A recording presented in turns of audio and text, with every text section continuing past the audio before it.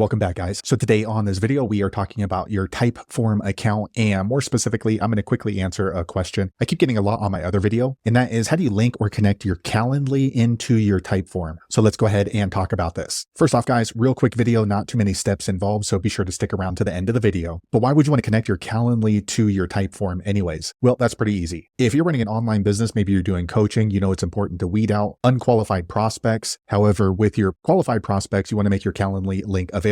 Whatever the case is, it's a pretty easy process. It's handled here in your Typeform account. Check my video description. I'll try to leave the written instructions there as well. But I've already logged into my Typeform account, and this is the home screen. Now here on the home screen, if you want to go ahead and integrate your Calendly into one of your forms, what you're going to do is here on the top, you're going to see these three options. Click on forms. Once you've done that, you're going to see all of your Typeforms. You can see I have three right here. If you haven't set up any forms and you need help with that, go back and watch my other video that describes that in detail. This is assuming you've already set up a Typeform like I have right here. And next, what you want to do is go ahead and click on the form that you want to add Calendly to. Okay, so here we are in one of my forms.